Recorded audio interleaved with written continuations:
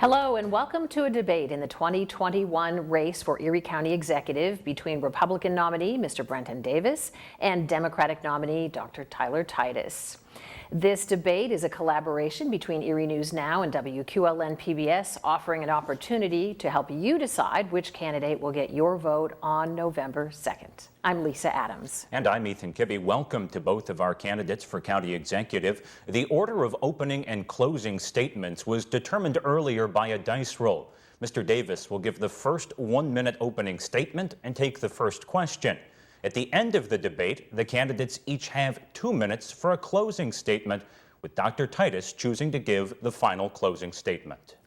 During the questioning, each candidate will have 90 seconds to answer their question, with their opponent offered 30 seconds for rebuttals and follow-ups at our discretion. So let's begin now with the opening statement from Mr. Brenton Davis. Hi, I'm Brent Davis, Republican candidate for Erie County Executive. I just want to thank you all for following and coming to watch this debate. Tonight is a unique opportunity. This will be the last time that both candidates will be side by side to allow the voters to decide who their choice will be to lead Erie County in the coming years. I'm a local business owner with 16 years in the construction industry, a 21-year military veteran both of the Navy and the Army, and I currently hold a master's degree in community economic development from Penn State. I think it's imperative in this critical time that we work hard, and I invite my opponent to focus tonight on the issues that matter, issues like taxes, issues like spending, policy, and specifically policy that builds an economy. And that's my focus tonight. Thank you. And now we'll have the opening statement from Dr. Tyler Titus. Hi, I'm Tyler Titus, the Democratic nominee for Erie County Executive. My story starts 45 miles south of here, where I was born into rural poverty. As a child, I watched as my family struggled to meet our needs. I watched as my mom tried to find a job that would keep a roof over our head. I watched as my dad, who was a Marine, come back from overseas to try to find work again. I watched as my stepfather, who had dropped out of school in 10th grade, struggled to find a job that wasn't going to be so harmful on his body. Now, as my time on the school board for the past 4 years, where I currently serve as a president, my time as working at the county, where I started as an intern and worked my way up as an administrator, from opening my own small business to here in Erie, where I've got to work all across the county, through meeting with small business owners to meeting with families. Tonight, I'm going to lay out my 3-pillar plan that shows how we're going to develop an economy that puts the working family first, a healthier and safer community through our human services, and building quality education no matter where you are in this county. Thank you for those opening statements, and we'll start now the questions. The first question is for Brent Davis. Mr. Davis, throughout the campaign and on your website, you have stated that you have a real plan for jobs, but you have also stated that government doesn't create jobs, it creates liabilities. What do you think the obstacles are to creating jobs in Erie County right now, and what specifically would you do to address that? So thanks for the question, Lisa. So specifically, my plan is the NICE plan for jobs. No new taxes, no new fees. You can't tax a society into prosperity. I stands for innovation and infrastructure. C for collaboration, and E for education. That's my NICE plan for Erie County.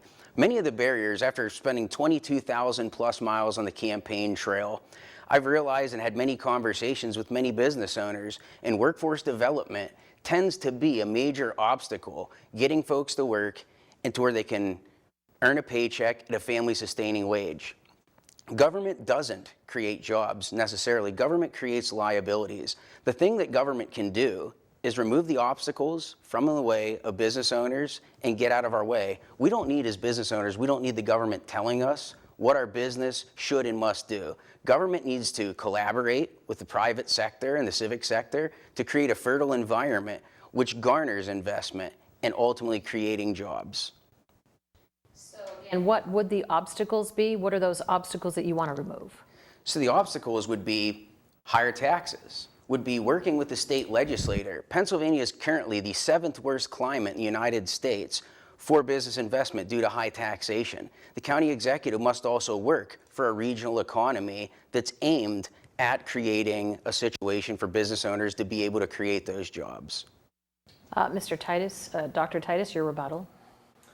I would go back to saying that I disagree with Mr. Davis. I do think that the county government creates jobs, and not only does that, but through our county employees, we're creating a healthier, safer community. From the Office of Children and Youth, through mental health, through intellectual disabilities, we are out there through the public library, helping build up skill sets. We're in the homes, we're removing those barriers face to face, sitting down with individuals to help them get back into the workforce, to build up their skill set so that they can take care of their families. Dr. Titus, thanks. We'll come back to you now for this question. And along those same lines, you've talked on the campaign trail about building a stronger workforce and a better infrastructure. What exactly do you mean by those things? And as our local economy goes from needing to create jobs to now needing to fill jobs, what specifically is your plan to move the county forward? This is a great question. And when we look at this, what we've got to do is start to dissect some of the barriers that small business owners are facing right now. What are the obstacles to large businesses coming here and starting and planting roots in Erie? When I'm out working with families and out on this campaign trail and when I was at the county, there were many things that started to arise. I don't have access to childcare. I can't afford to send my kid to daycare and then come home and have access to pay the bills. I don't have access to reliable transportation. So we, as a county government, an entity, can step in and assist families in those needs. When we're investing in our infrastructure, from broadband to roads and bridges, we're centering around that and creating a county that's connected. And when we have a county that is connected, we're building up regionalism. We're working within the municipalities and supporting them. For example, some of the work that's happening down in Erie or Northeast, where they've needed help to get access to the grants by having a sponsorship. Those are things that we can do through the county to build up access to those jobs, to build up a stronger infrastructure and supplement what's already going on throughout Erie County. Dr. Thanks. Let's give 30 seconds now to Mr. Davis for a rebuttal. So I think the important thing to recognize here is the actual role of the county executive. The county does not own a single road or a single bridge. We don't have a streets department. The county is merely a pass-through for federal and state funding, which is why it's important that the county executive doesn't mention things like roads and bridges when it's merely a pass-through. We need to look at the role that the county executive actually has. And day to day, that's about the importance of managing money, being fiscally responsible, and also having high-level management experience. The next question is from me for Dr. Titus. Dr. Titus, you're a small business owner. Tell us more about your business and what you've learned in conducting your business that would translate into running Erie County. What makes you ready for this position? So in 2014, when I completed my master's degree in marriage and family studies and got my LPC, my licensed professional counseling through the state, I launched my small business, where I started out just in private practice, just doing individual therapy. While I was working with those families and those individuals, we helped remove the barriers that they needed, from getting them to apply to different jobs, to helping them build their resumes, to getting them back into school, to whatever they needed so that they could get back into the workforce. Then as that practice grew, we were able to bring on other clinicians, help them launch. Then sometimes they stayed with us, sometimes they went on to build their own practice, so we were able to build out other businesses. That translates over as working with the individual, understanding that there's complexities throughout the county, and everybody has different needs, including every community and every municipality has different needs. And when you go in and you work with that person, address what's in front of them, you can build up. My time on the Erie School Board has been very similar, going in and assessing what's happening in the community and then removing those barriers. What's going on with truancy? What's going on within the home structure that's getting in the way of that child showing up or that family participating in school? To serving for the governor for the past 4 years across the Commonwealth, going into the different communities across Pennsylvania and figuring out what's stopping growth and how do we build a solution that is individualized to that community, because every community is going to have different needs. We've got to honor the solutions that are already there. Mr. Davis, your rebuttal. So when I came home from overseas in 2005, I built my business from nothing out of the bed of a pickup truck. It cost me about $1,500. And I've just continually worked. I know what it's like as a small business owner to struggle, to make ends meet, to build infrastructure, to bottom sign paychecks and have to make the hard decisions on putting food on the tables of hardworking families that depend upon me for a paycheck. I think the important thing that we need to realize here is that I am the only one on this stage that has created jobs inherently, and dozens of jobs, and brought millions of dollars into this economy. I started B. Davis Enterprises, Lake Erie Log Homes, Lake Erie Glass, just to name a few, CD Real Estate Investments. I know what it's like to be a small business owner and have to make the tough decisions. Thank you. And Mr. Davis, the next question is for you. And on that note, you just discussed businesses. It has been a key tenet of your campaign. So tell us about your businesses. What do you do? How many people do you employ? And how do you see that translating to leadership in Erie County? So across the years, Ethan, I've created dozens of jobs, again, across these different businesses. My main niche is in the construction field, but currently my bread and butter is seawall and retention systems, building seawalls on the lake and stopping the lake bank erosion. You know, these years in the construction industry, anybody that's ever woke up, put a pair of work boots on and went out into the Erie weather, the cold, the snow, and had to do this day after day after day through a harsh winter, you know the struggles of business, the ups and the downs. That is ultimately the no-quit attitude that tradesmen have, that how many times you meet a challenge on a job site, you meet a challenge on any project, or even a challenge with people, you communicate through it, you work through it, you build a team, you build an effort, and you come forward, and ultimately there's no quitting. So I look forward to taking what I've learned in construction, and both in the military and in school, and applying all those tenets for my nice plan for jobs. Let me dig a little deeper on that. You mentioned over the years having created dozens of jobs. How many people do you currently employ? And give me a specific example of a challenge you've overcome that you think is applicable to the job as county executive. So currently, B. Davis Enterprises, we have 4 full-time employees that run our crews, but most importantly, I have a signatory agreement with the 603 Laborers Union, and I found that's been a great addition to my company because that allows me to build my infrastructure as I need it, and then as a small business owner, not have to worry about keeping dozens of folks fed through the feast and famine. So I mean, being able to create both union and non-union jobs has been important to me.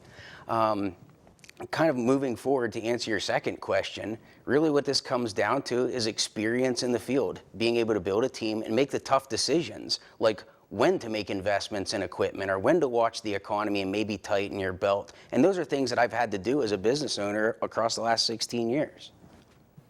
Thank you so much. Dr. Titus, 30 seconds now for a rebuttal. I'd like to go back to saying that the only candidate on stage who's created jobs.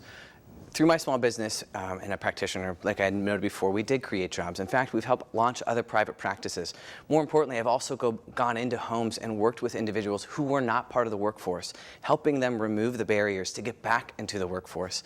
And then in my time on the school board, I fought diligently alongside the other directors to save jobs, to save union jobs. When we were told by the state that we had to contract out positions, we found a way to keep those jobs there. Good paying union jobs stayed in Erie County.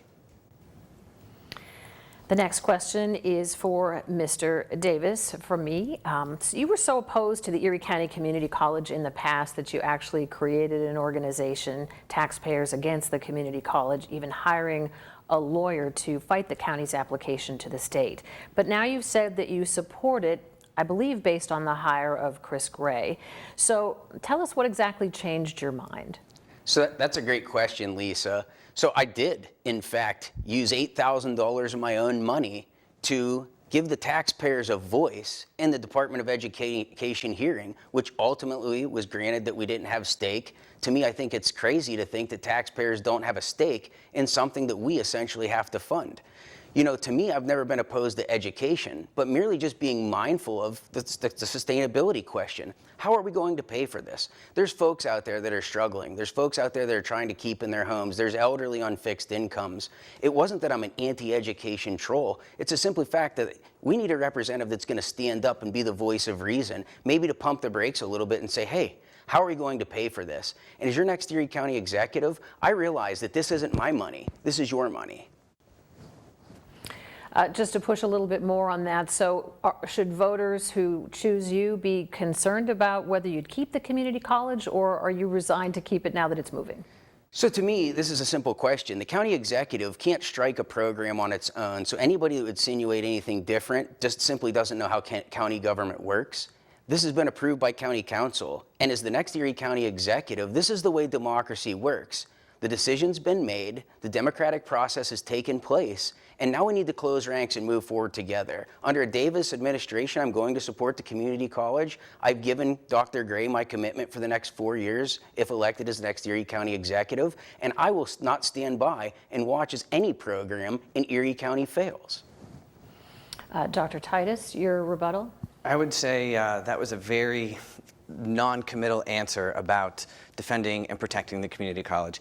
Erie County residents, Erie County businesses, Erie County families deserve the community college. We've deserved this for decades. The ability to give back to the workforce through training, its ability to adapt, its ability to be more accessible because of the reduction in funding is something we've long needed.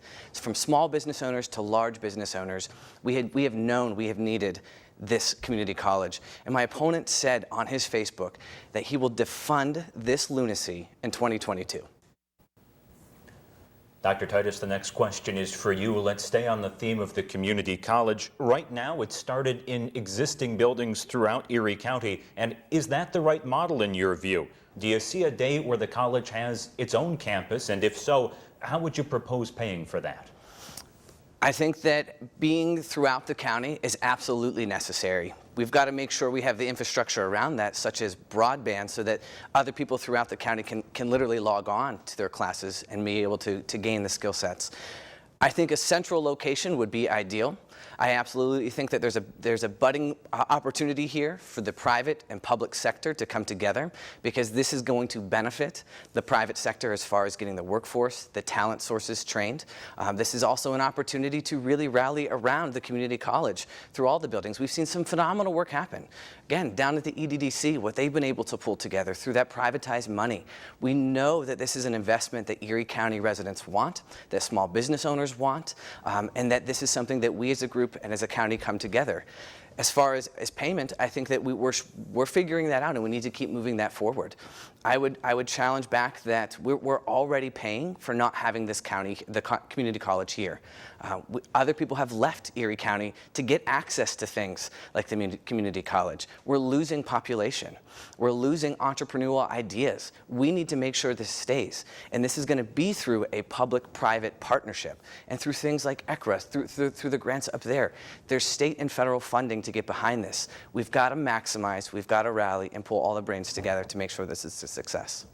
Very quickly, I'd like to follow up then. Would you consider using county taxpayer money to create a central location for the community college? I think that all ideas need to be brought forward. I don't want to raise any taxes on any working families. I don't think that they should disproportionately fall on small businesses or working families. My goal and my go-to is not to raise taxes.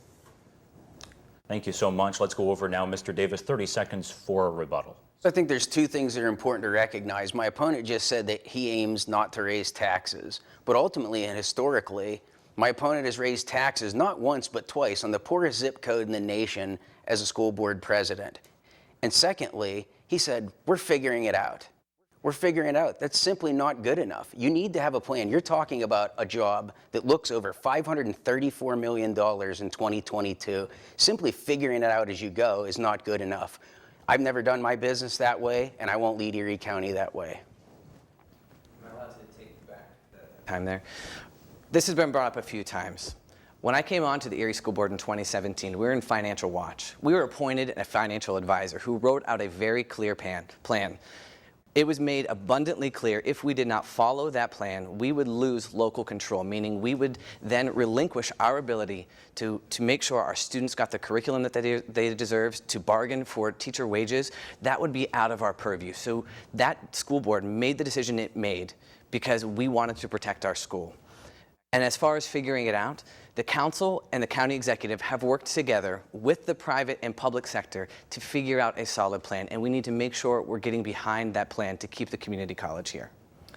All right, Dr. Titus, staying with you, your opponent has made much about outside money coming in to fund your campaign. In a country that's very divided, in a county that's very divided, how can you assure moderate or conservative voters here in Erie County that you're not focused on advancing causes from outsiders that maybe don't align with their concerns or their values right here in our county? I think what's important to note here is that we've had hundreds and thousands of donors from Erie County, from across the Commonwealth. Yes, people across the nation have shown up, but what that means is that they believe in the leadership that I have been able to demonstrate. 80% of our donations have been $100 or less. Of that, 60% have been $50 or less. What that speaks to is excitement. That speaks to pride. That speaks to possibility. And they see what I have been able to do on the school board. They've seen what I've been able to do as I've served under the governor. And they're excited about this. And as I go from door to door to door and I talk to the voters across our county, their number one question to me is, what are you going to do to help our families? How are you going to make sure that we've got access to good paying jobs, that we've got access to the health care that we need, that my kids are going to stay here because they've got a future here? Those are the things that our voters are worrying about, and those are the conversations we need to make sure we stay focused on. I'm proud to have people show up from Erie County, throughout the Commonwealth, throughout the nation, because it speaks to my leadership. A rebuttal, 30 seconds. So I think the important thing, my opponent just briefly said that the school district was on state watch and they were prescribed to follow the ZOG-B plan. This is true, which to me, it makes the point of you're merely a placeholder. You don't have the experience making the hard financial decisions. Sure, you can fight hard for things like changing a mascot at a school when our community is rifled with COVID pandemic. But ultimately, it comes down to true and real-world experience, and being told what to do. That's not going to happen in the Erie County Executive's office. Thank you. Mr. Davis? Sorry, I would like to challenge. We don't have time for a rebuttal here. The next Okay. question goes to Mr. Davis. Mr. Davis, then the next question is for you. Did you tell supporters that you were against getting a COVID-19 vaccine? Did you change your mind? And were you vaccinated in March or September? In spite of HIPAA, do you think that as a county executive, as someone who would oversee the county health department, that it's important to be transparent on this issue? Absolutely, Ethan. So, I mean, I can't speak on any secret tapes and the context in which this is found. We've had numerous examples and all of my opponents' attack ads on me that things are grossly taken out of context. I think the important thing here is like we said in the last debate, I was glad my opponent and I agree, that you do need, for those that are able to get the vaccine, because this is the only way to get out of this situation. I think as the county executive that ultimately oversees the County Department of Health, that all folks that are able to get it under the supervision of their doctor should get it. And I think ultimately, neither of us realistically have a medical background, and we need to focus in the areas and the purviews of the county executive. And that's going to be to, ultimately as a leader, I've learned after 21 years in the military, and even as a business owner, to rely on the experts. I'm not an architect, so I don't design a building, I build it to spec. You know, and we have to do that very much the same way.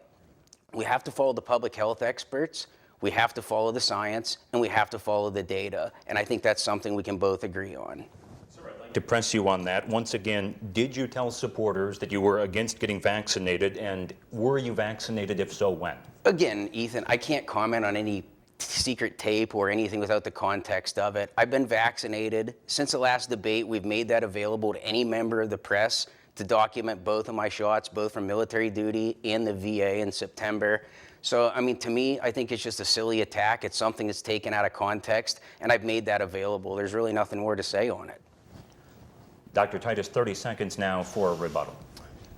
Telling voters at a public rally that you're not vaccinated and you'll never get vaccinated, using your social media platform as a leader to spread disinformation, downplay the severity of the pandemic.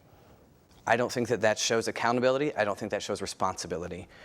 We're jeopardizing lives by perpetuating this pandemic. We have lost millions of Americans, many here in Erie County. We deserve somebody who's going to sit at that seat to not only follow the science, but be transparent, be accountable, and be responsible when they take on the leadership role. My next question is for Mr. Davis, and I think I'm going to actually stay on this COVID question for a moment, because we really are a divided country A lot of people afraid to get the vaccine, not wanting to get the vaccine, and new data coming out about the efficacy of the vaccines every day. So I want to ask you once again, we didn't refer to any secret tape.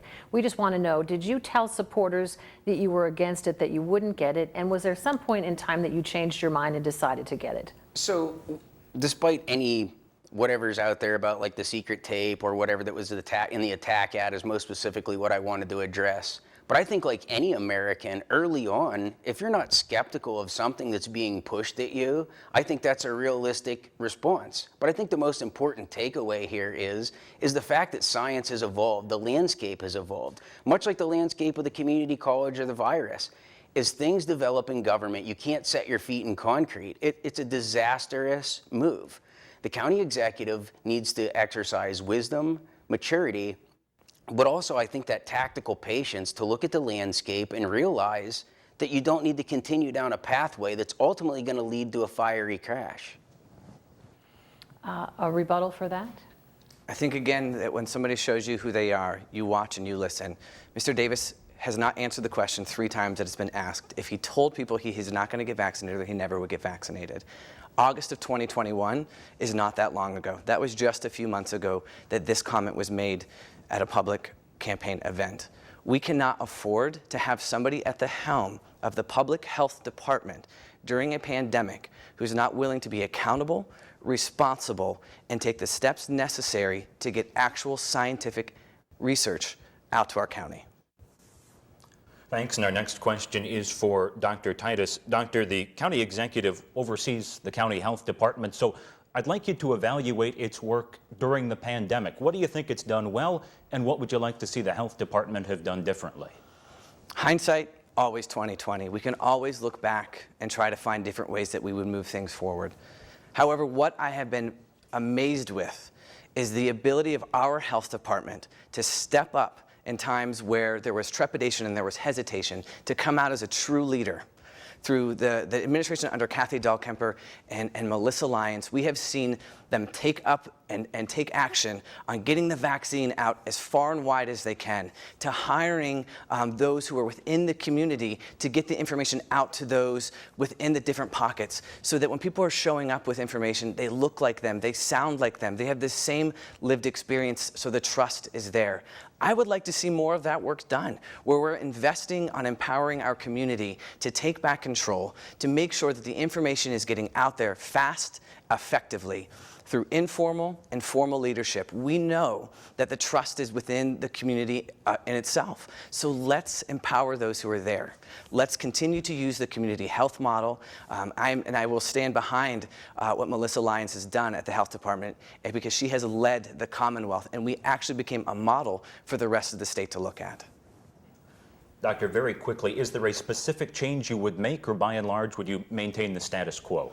I would utilize more of the community health model, where we're employing more members of the community to go out and re-engage and build that trust back with community members.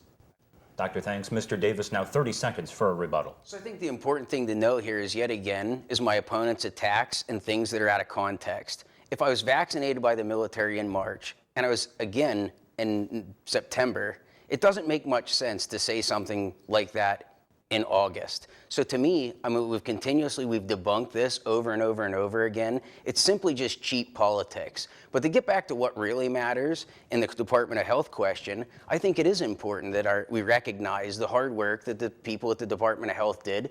Director Lyons, I've met with her, had the conversations, and I think realistically, they did a great job. The next question is for Dr. Titus. Dr. Titus, 6 years ago you filed for bankruptcy, and now you're asking taxpayers to trust you with a $500 million plus budget. Why should they? So in 2015, I faced the hardest moment of my life. I had 2 small children. My wife wasn't working. My brother, who had grown up in the foster care system, came to live with us as he needed access to better health care and academic setting. I learned immensely. I grew immensely through that process. And as I have walked and traveled through this county, My story has resonated, and what I have learned is that many families within our county are one crisis, one car accident, one unexpected medical expense, one thing that they weren't planning on, away from a story as similar as mine. And what I've also found is that we have got to build an economy that works for the working class family so that there aren't these kind of stories that continue to repeat.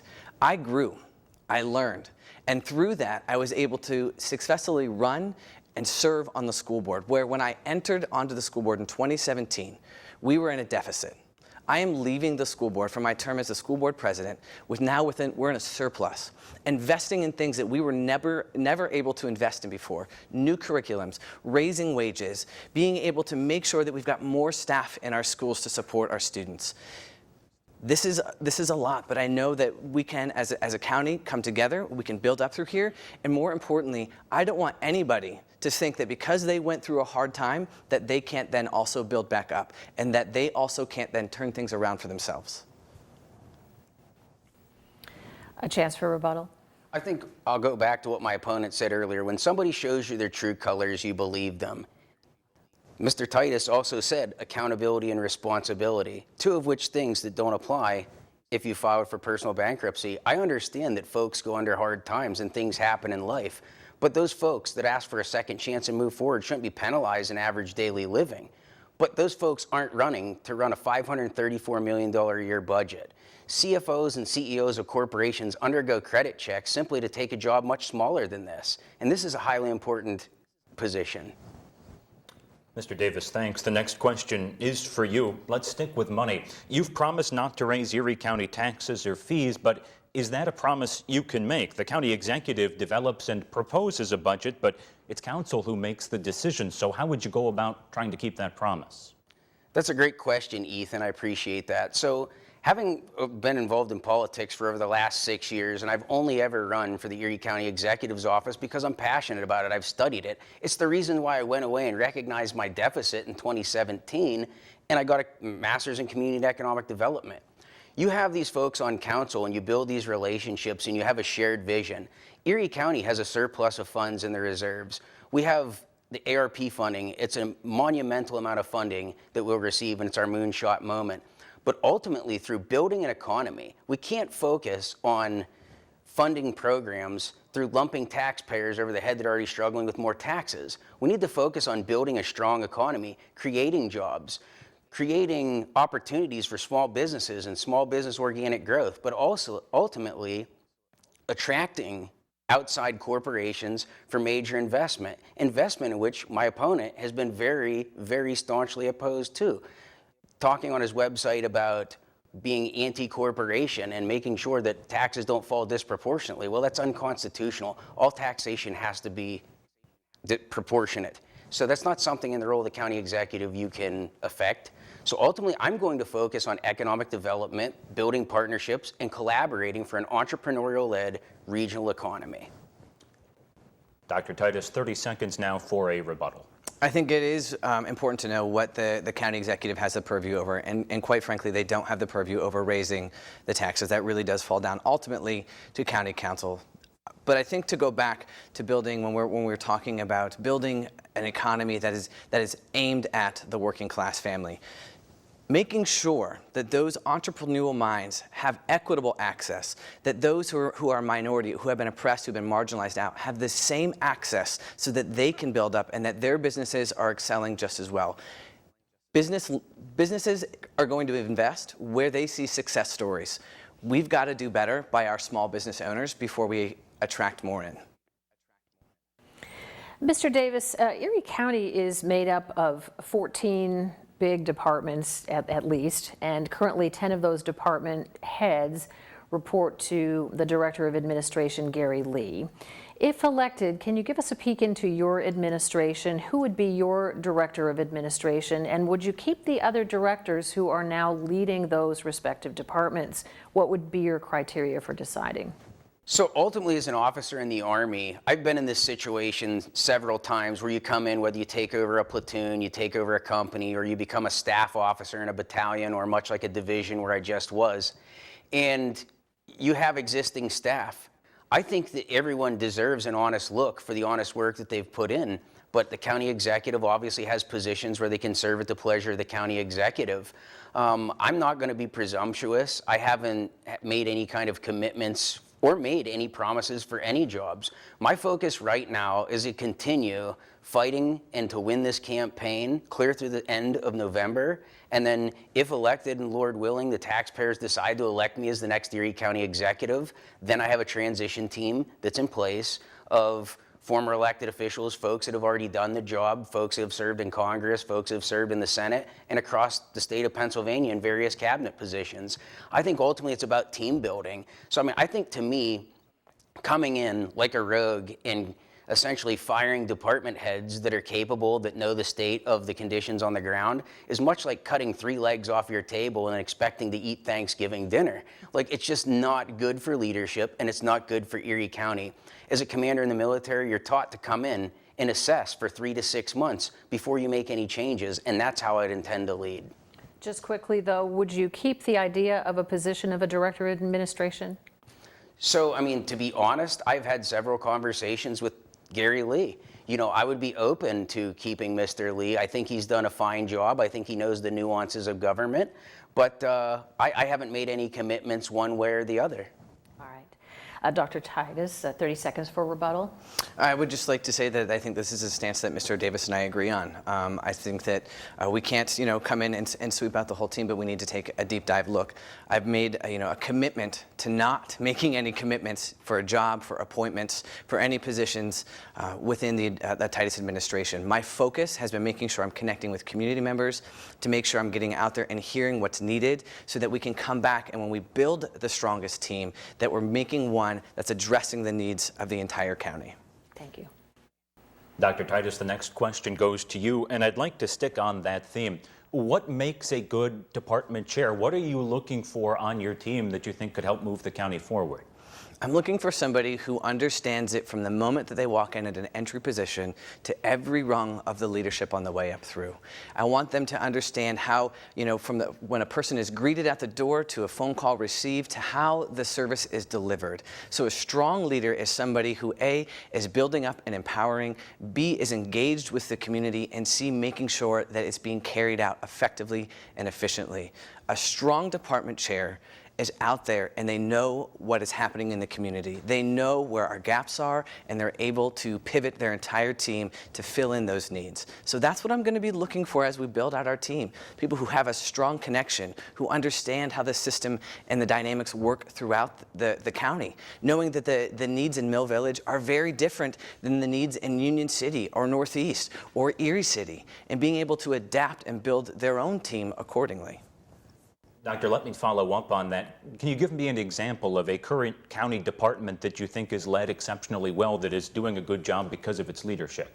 I'll go back to the health department. I think Melissa Lyons has done a phenomenal job of addressing this pandemic head on and being able to pivot as the science and the research has evolved. She continues to move and she continues to be out in the face and front to show what it looks like to take the heat and to make bold decisions in order to keep our community safe. And Mr. Davis, 30 seconds for a rebuttal. So as a senior career management officer with the 2nd Battalion Army Reserve Careers Division, I've done for the last 64 months, I was the senior captain in charge of a career management officer cell, which oversaw three states, Pennsylvania, New Jersey, and Delaware, which consisted of 92 counties, and oversaw the careers of 4,500 troops over the years. And that's typically 4,500 per year. I've done this. I've done this at a high level, and I did it as a profession for the military for 64 months. To me, this is just another day at the office. Dr. Titus, the next question is for you, and let's talk a little bit about ARP funds, the American Rescue Plan funds. Erie County and the current county executive are really getting noticed and getting high marks for being ahead of the game from some other counties on a process and then a plan on how to best appropriate the $52 million total coming into the county here. So are you satisfied with that plan, or would you like to see the funds spent differently? I'm going to go to right what you said, Ms. Adams. I'm impressed. I think that our county council and our county executive have utilized the research and the information through the planning and the data department to really create a plan that's going to deliver transformative services throughout our county. I love that they're investing in marginalized and minority-owned businesses. I love to see that they're investing in entrepreneurship, that they've created a micro grant for those who are first responders, the volunteer fire departments. I love to see that we're surrounding our community and we're not just focusing on just building buildings, but that we're actually diving in and unpacking the root of some of these problems, realizing that there's different municipalities who are struggling for different reasons, and going in and elevating and supporting and creating opportunities for them to turn like $1 million into $10 million by matching grants, chasing down other state and federal money. I think that we're being wise in the first way we've spent the $26.2 million. And I think as this pandemic rolls out and we've got another year to adjust to see how that money has worked, that we're gonna need to make adaptations. That only makes sense. But so far how the teams have worked together, I think is impressive, and I encourage that collaboration to continue. Before we go for a rebuttal, just to follow up there, nationwide though, some of the money that's been put into the entire response has led to people staying home and not working, and that's hit our county as well. So your thoughts on that?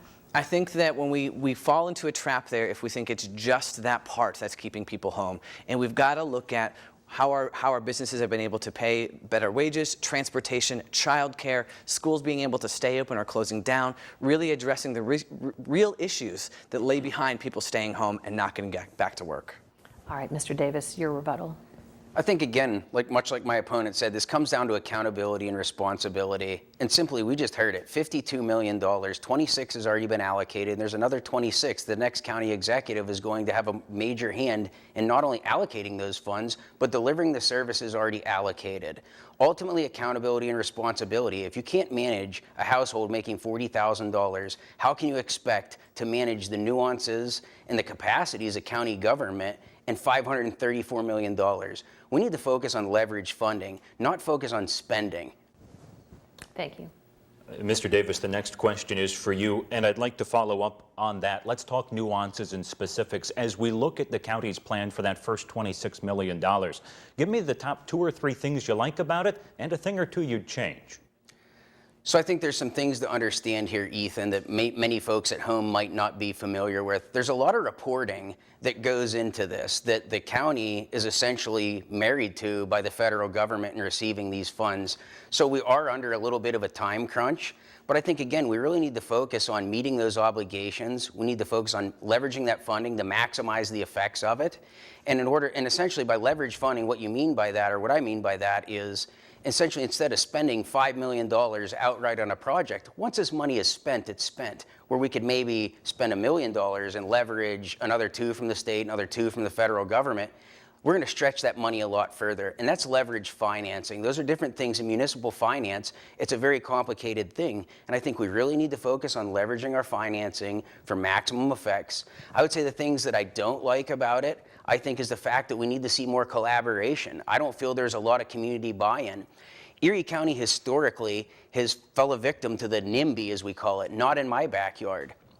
But community buy-in, no project will be successful here in Erie County unless we include the citizens in the decision-making process. So I would focus with my administration to meet more with the stakeholders, to have more public open forums, to get public input. I think everybody that contributes to this should have a voice and should have a say. Dr. Titus, 30 seconds for a rebuttal. I'd like to come back to the whole purpose that I'm here, and let's talk a little bit more about this. This is about people.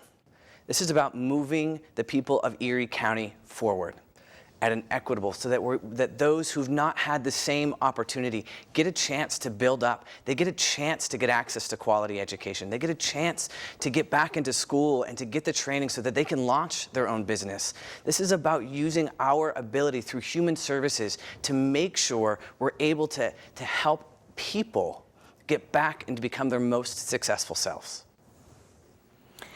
The next question for Mr. Davis. Erie County is comprised of 38 municipalities. Which of those municipalities are you most concerned about when it comes to making sure that they can thrive and grow? Give us some specific thoughts on what you would do to truly be a leader who represents all 38. Well, I don't think the importance of any one municipality should be leveraged towards a particular answer. But I think we need to look at things like the studies that have been done, the Erie Refocus Plan. You know, we need to look at the things like the initiatives downtown in Erie Downtown Development Corporation. These folks are doing our West Bayfront, best on the East Bayfront Task Force. These folks that are really working to root out the decay in the city and make these long-term investments. And the public sector is realistically going to be a big player in that. And the saying is how goes the city goes the county. And I think that's a hard thing for rural residents to understand, that why does our county taxpayer dollars always seem to get leveraged and aimed towards the city? I think all municipalities need to have their fair share of the ARP funding, but ultimately we need to look at our super disadvantaged areas, our poorest. We have the poorest zip code in the nation here in Erie County. That's not a badge of honor that I would wear, you know, proudly. I think that's something we need to take serious looks at the disadvantaged populations, and we need to aim social programmings and American Rescue Plan dollars at their most impactful areas. And by following those plans, that's how we're going to do that. Dr. Titus, one of those 38 have the biggest concern for you? I guess, and a bit of my rebuttal, you know, Mr. Davis had just stated that we know one is important, but he only talked about Erie City.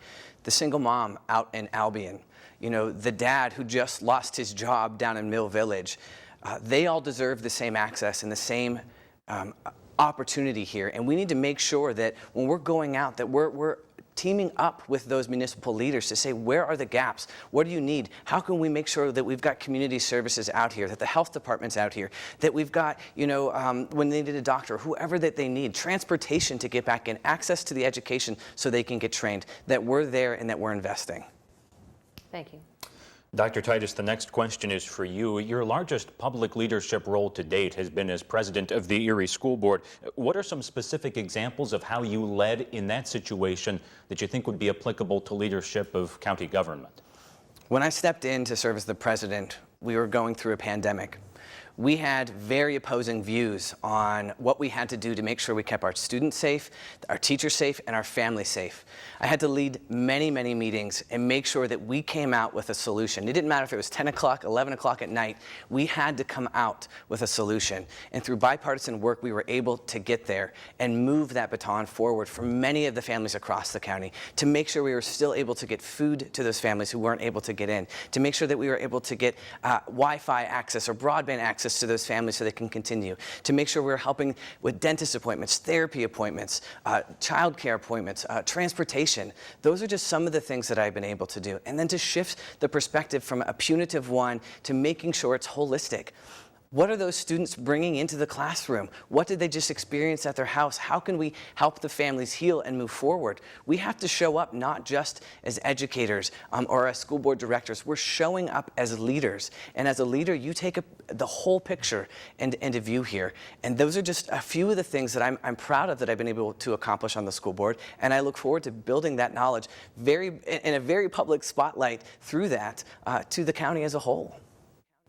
Quickly, your single biggest success, that if someone were to ask you, they highlight your biggest success as school board president that's applicable to Erie County, you would say? Moving the focus back to supporting the whole families and taking it off a punitive approach. Doctor, thanks. Mr. Davis, 30 seconds for a rebuttal. So I think the important thing to note is historically my opponent has cited coming into the office as the school board president and having a deficit and bring it into a surplus. But what the taxpayers that don't know need to realize that it was actually Senator Dan Laughlin that was instrumental in bringing the $14 million. It was a $14 million bailout paired with the Zogby plan to raise these taxes incrementally to get them off the state watch list. This isn't leadership, it's holding a place chair. Taxpayers don't need a bailout, we need a better economy. All right, Dr. Titus, the next question from me. It is clear that you really see this opportunity to run for county executive through the lens of your experience in counseling and social work. And human services certainly is one of the county's biggest departments. So in your view, this is your area of expertise. Is this department succeeding? And if not, what changes would you make? And isn't a lot of their work state mandated? A lot of the work of Human Services is state mandated. What is not state mandated, though, is the programs and the implementations on how they're run out. So we can pick and we can choose some of the programs that we're able to deliver to the community throughout. And yes, this is my passion. Having worked at the Office of Children and Youth, having sat in the homes, having listened to the stories, I have a perspective that not many who have served in this capacity have been able to bring to this position. This does give me an area of expertise because I've helped build the systems. I've learned the systems. I've learned how they're effective. I've learned how they're inefficient.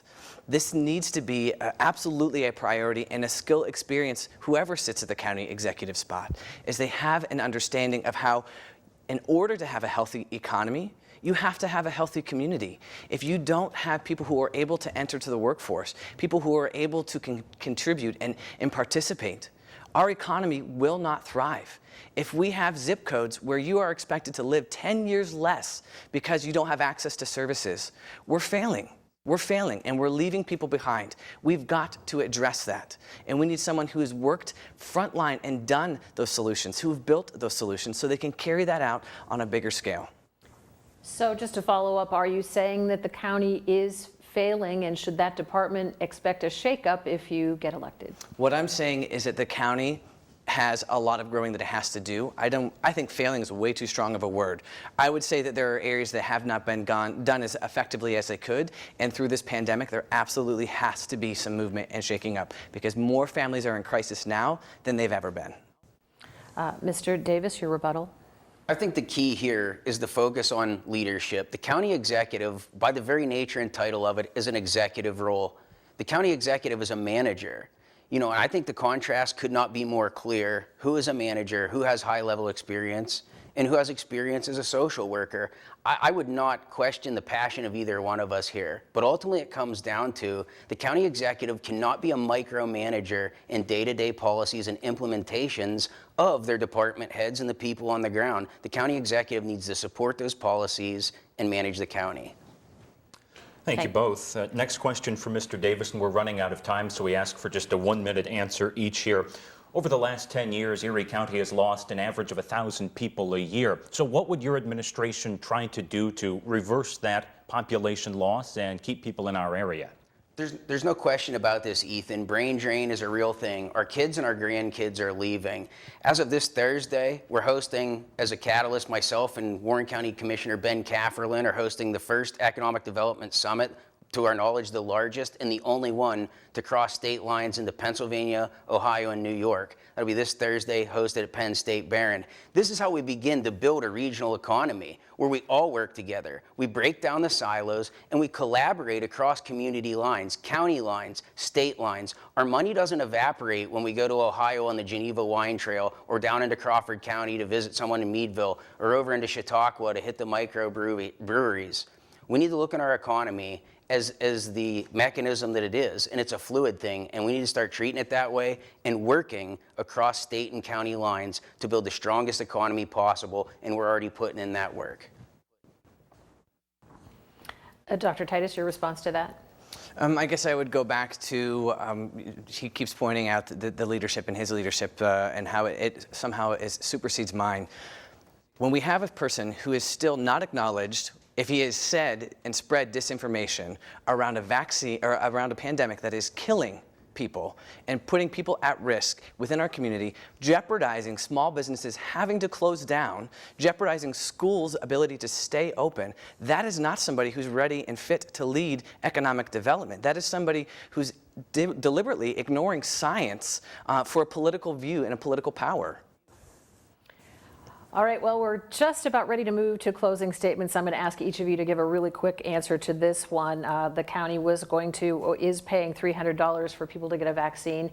Is that something they should have done?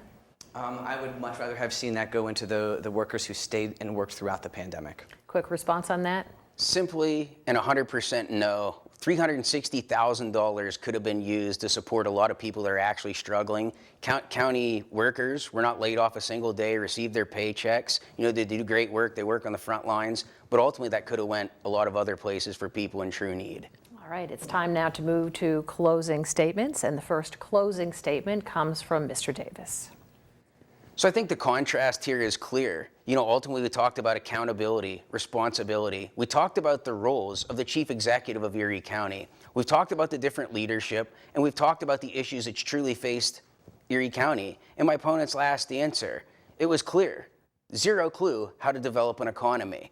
To me, ultimately, we can keep revisiting things like a vaccine and secret videotapes and dirty politics. But ultimately, we've had enough of that as a nation. It's time we come together, we support science. I provided my vaccine records on multiple occasions to the media, and it's been debunked repeatedly. Ads have been run that have been taken out of context. We need to start talking about what Erie County can do. We need to start talking about how we build a regional economy. I have my nice plan for jobs. No new taxes, no new fees. Innovation, infrastructure, collaboration, and education. I'm not going to be a micromanager as the next county executive. I'm going to be a master team builder. I'm going to be an executive that removes obstacles from the subject matter experts in each department. I'm going to remove obstacles from in front of business owners through indirect influence in the local economy. That's how I'm going to lead. And at this time, I ask for your vote to be the next Erie County executive on November 2nd. Thank you. And the closing statement now from Dr. Tyler Titus. Tonight we've heard two very, very different views. We've talked a lot about accountability, responsibility, transparency. Mr. Davis has made many statements that contradict themselves. One, vaccinated, not vaccinated. I support the community college, I don't support the community college. I'm self-funding an effort to take it down. To encouraging people to stock up on guns and ammo and arm up against their own government. Our nation is divided. Our county is hurting. That is why I'm coming as the next county executive, somebody who has gone through my own struggles, somebody who's then gone into work in the county to help people overcome their struggles, and why I have laid out a 3-pillar plan that builds an economy to put the working class family first, that builds a healthier and safer community by investing in our human services, and to tie it all together with access to quality education. Regardless of where you are in the county, who you are, or what you have, you deserve all those things. And as your next county executive, I will fight to build a county government that is representative of and accountable to the people that it serves. A government that works for all of us, not just some of us. A government that brings everyone forward. So when you are turning in your ballot now, or when you're going to the polls on November 2nd, I encourage you to talk to your friends, talk to your neighbors. Go check out my website at tylertitus.com to figure out how you can get your ballot in, where your polling place is. But this is our county, and this is our time to show up. This is our time to demand a different type of leadership, one that brings all of us forward. So I humbly ask for your vote from now till November 2nd. Thank you. Well, we'd like to thank you all for being with us. Thank you to the Democratic nominee, Dr. Titus, and to the Republican nominee, Mr. Brenton Davis, for joining Erie News Now and WQLN PBS for this debate. We hope it's been enlightening. That it has. Thank you to all of you who joined us from home as well. Remember to vote on Election Day. It's November 2nd. Polls are open from 7 a.m. to 8 p.m. Or you can cast your mail-in ballots through the Postal Service, at the county voter office, or in the drop box outside the courthouse. Then, of course, we'd love to invite you to join us on Erie News Now and erienewsnow.com for complete election returns on election night. Thank you again for watching.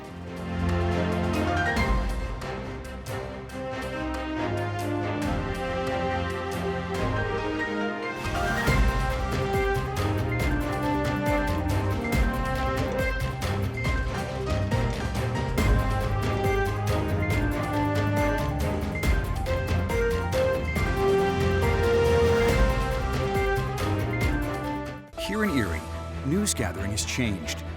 It's never been more important to have fast, accurate Health Department information. now does have the authority. You have lots of news choices. Watching another source for news? It's time to make the switch. Break away from the old and slow to news that is now. News that is breaking. News that is live. Erie News Now, on air and online. Make it your new, constantly updated source for news. Make the change to coverage you can count on. The NFL season is booming. The Browns, Bills, and Steelers. All the hits, all the action. The Erie News Now sports team is going deep. John Light, Isaac Petcash, and Joban Johnson breaking it all down. One station with all the scores and stats before, during, and after your football weekend. Every Sunday morning at 11:30, the Erie News Now End Zone, getting you ready for the game. It's sports coverage you can count on. Presented by Serco Industrial Supply. When it feels good.